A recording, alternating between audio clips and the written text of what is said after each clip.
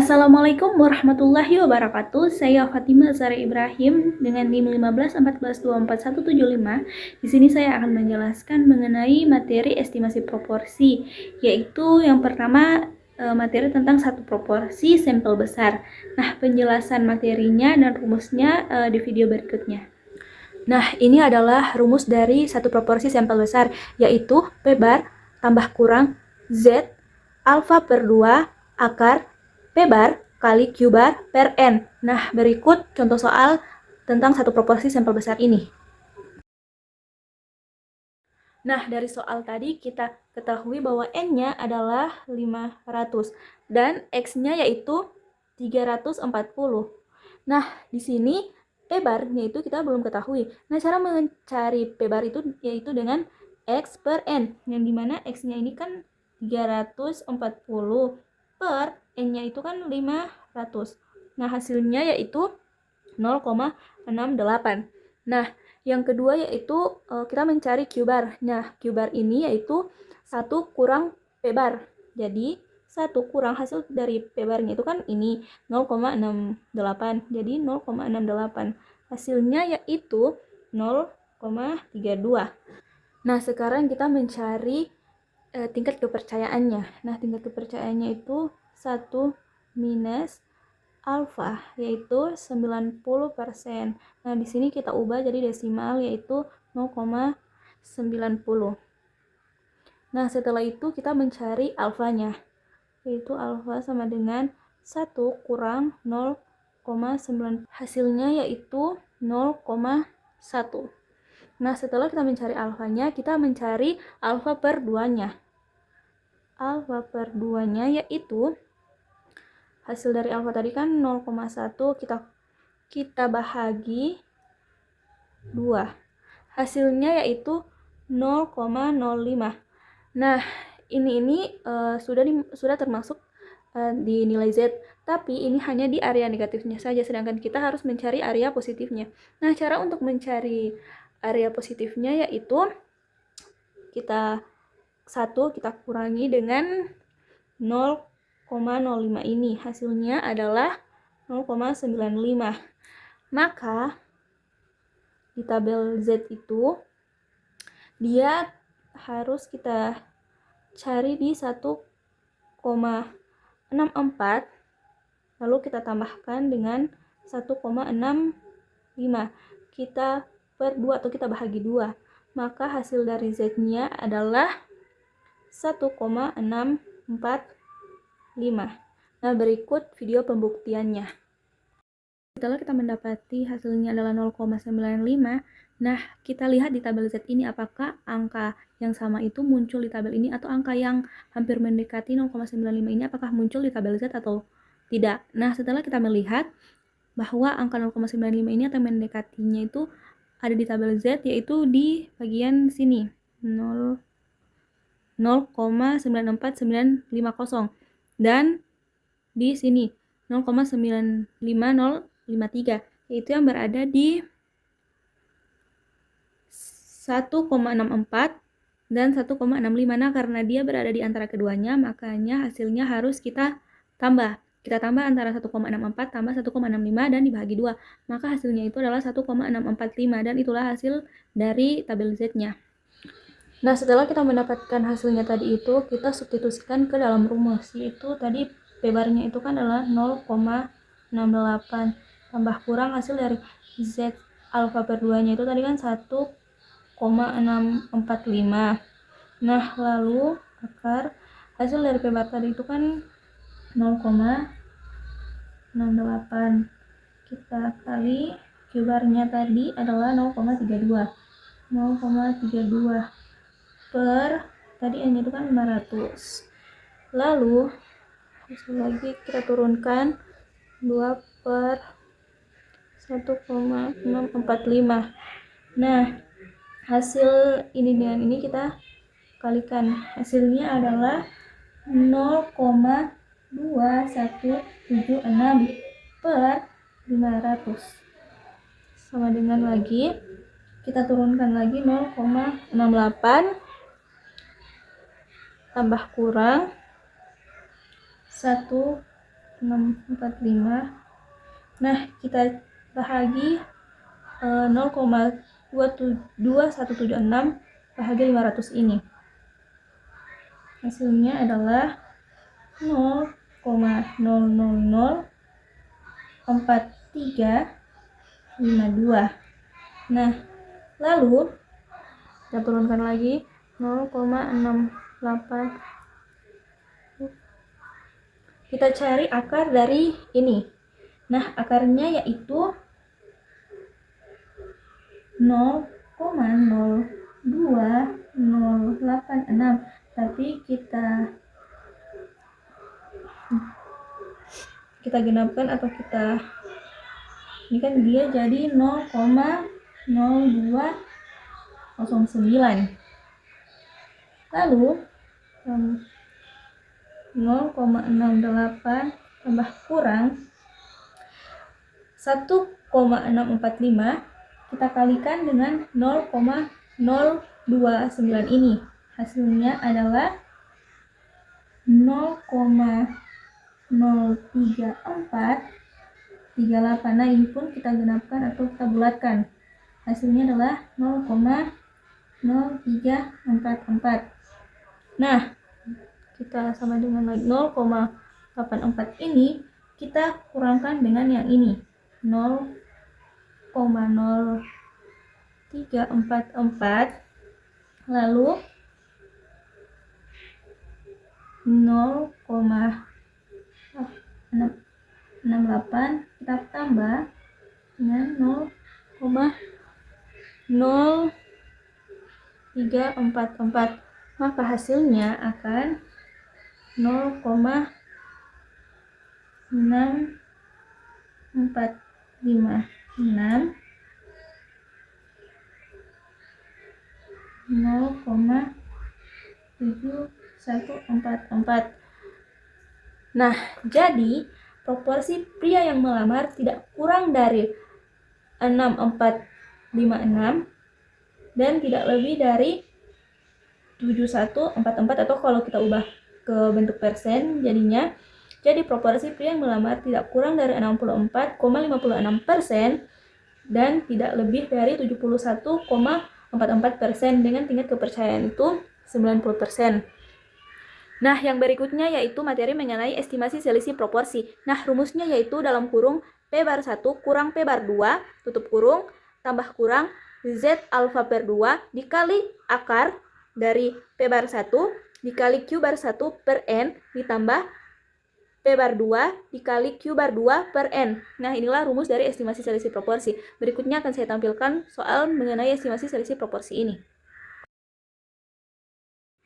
Nah, dari soal tadi kita ketahui bahwa yang pertama sampel satunya atau dewasanya yaitu sama dengan 300, X1-nya itu 300 dan N1-nya adalah 600.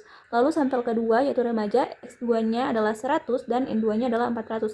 Nah, sekarang kita mencari tingkat kepercayaan. Sama seperti tadi, 1 minus alfa sama dengan adalah tingkat kepercayaannya tadi adalah 95%. Kita ubah ke desimal adalah 0,95. Nah, sekarang kita mencari alfanya, yaitu kita pindah ruas saja. Alfa sama dengan 1 kurang 0,95, hasilnya adalah 0,05. Nah, dari 0,05 ini, lalu kita mencari alfa per 2-nya. Alfa per 2-nya adalah 0,05, kita bahagi 2. Hasilnya adalah 0,025. Nah, ini masih area negatifnya, maka kita harus mencari area positifnya di tabel Z, yaitu sama dengan tadi 1 kurang 0,025. Hasilnya adalah 0,975. Nah, 0,975 ini kita cari di tabel Z, maka Z-nya adalah itu berada di 1,96. Berikut pembuktian dari tabel Z-nya. Nah, sama seperti yang tadi. Nah, 0,975 ini kita lihat di tabel Z apakah angkanya ada atau ada angka yang hampir mendekati 0,975. Nah, setelah kita lihat angka 0,975 ini dia tepat berada di sini. Nah, dia berada di 1,96. Jadi tabel Z-nya yaitu 1,96. Nah, setelah itu yang selanjutnya kita harus mencari P bar 1 dan P bar 2. Nah, P bar 1 itu belum kita ketahui. Jadi rumusnya itu sama seperti yang tadi, tapi tinggal kita tambah 1 yaitu X1 per N1. X1 dan N1-nya itu tadi kan kita dapat X1-nya adalah 300. Lalu N1-nya adalah 600. Hasilnya adalah 0,5. Lalu yang di P2 juga sama seperti tadi. Hasil dari X2-nya adalah 100 per N2-nya adalah 400. Hasilnya adalah 0,25. Nah, lalu setelah itu kita mencari Q bar 1 dan Q bar 2. Yaitu caranya 1 dikurangi dengan P bar 1 untuk Q bar 1. Yaitu hasilnya adalah 1 kurang. Hasil dari P bar 1 adalah 0,5. Jadi 1 kurang 0,5 hasilnya adalah tetap 0,5. Lalu di Q bar 2 ini 1 kurang P bar 2 nya tadi itu adalah 0,25. Maka hasilnya adalah 0,75. Nah, setelah semua hasilnya kita dapatkan, kita bisa mensubstitusikannya ke dalam rumus, yaitu seperti ini. Dalam kurung 0,5 kurang 0,25 tambah kurang 1,96 akar 0,5 kali 0,5 per 600 tambah 0,25 kali 0,75 per 400. Maka hasilnya yang pertama itu 0,5 kurang 0,25, hasilnya adalah 0,25. Lalu kita tambah kurangkan lagi, kita tulis lagi 1,96 akar. Nah, di sini hasil dari 0,5 kita kalikan dengan 0,5.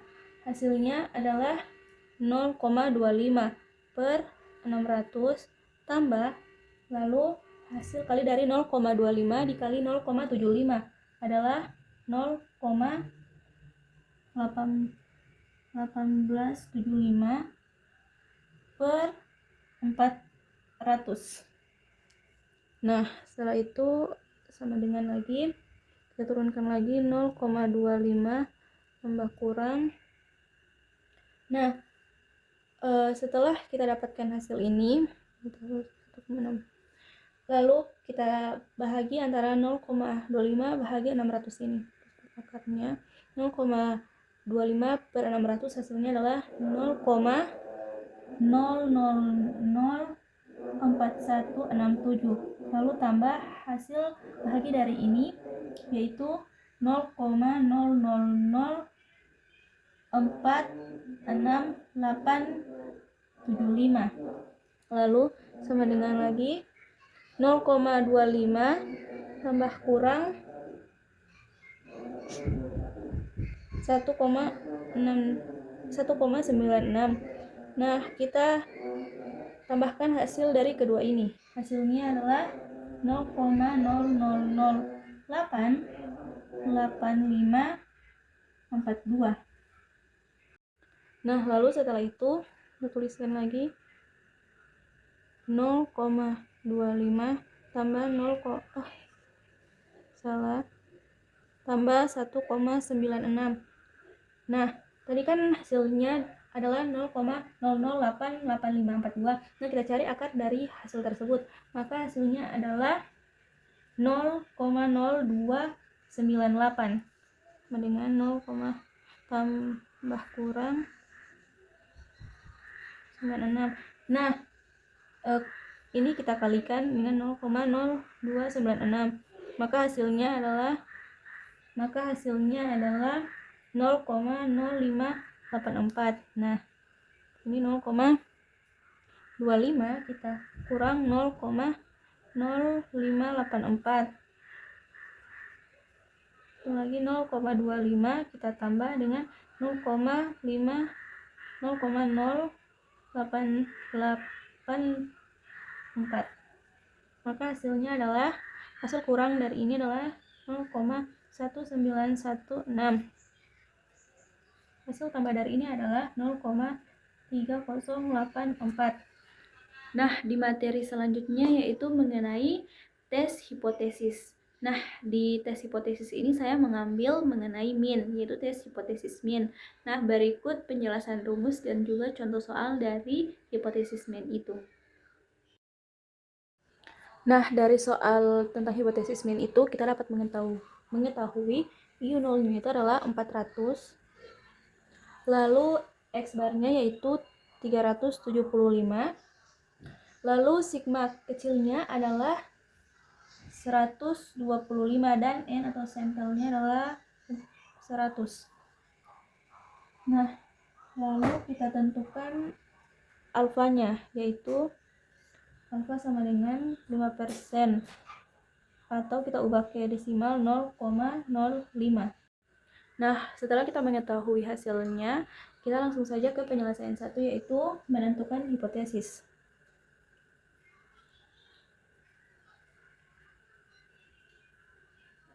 Nah, karena ingin mengetahui apakah rata-rata berat bersih lebih kecil dari 400 gram, maka digunakan yaitu uji satu arah, yaitu ke kiri. Karena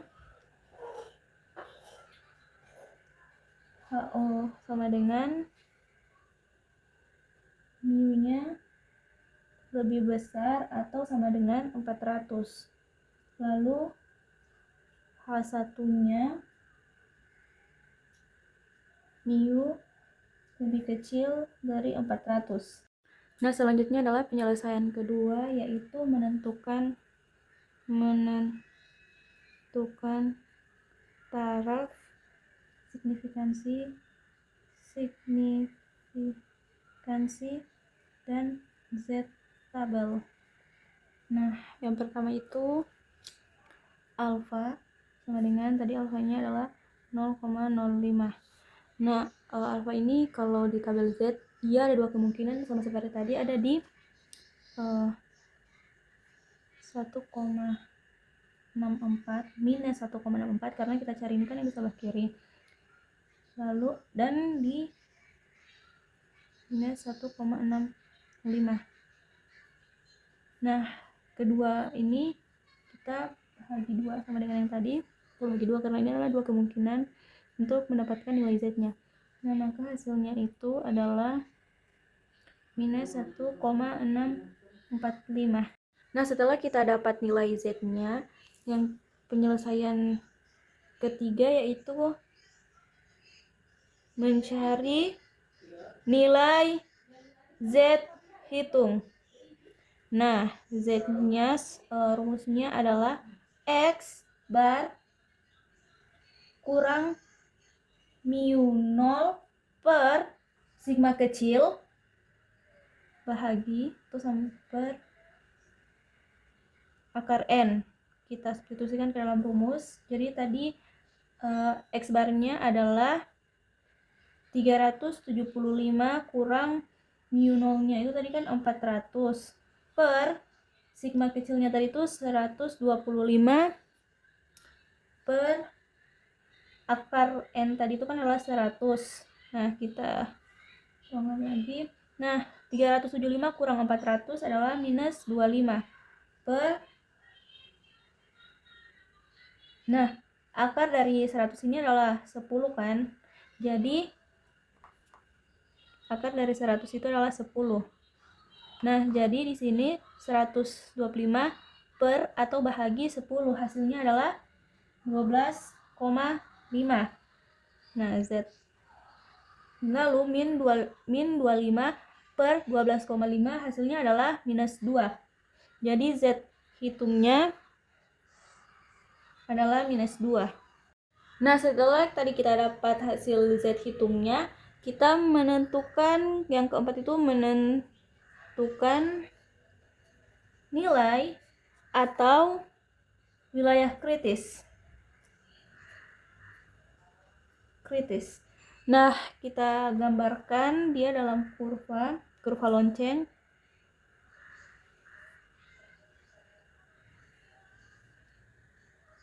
Nah, di sini tadi kan Z tabelnya itu kan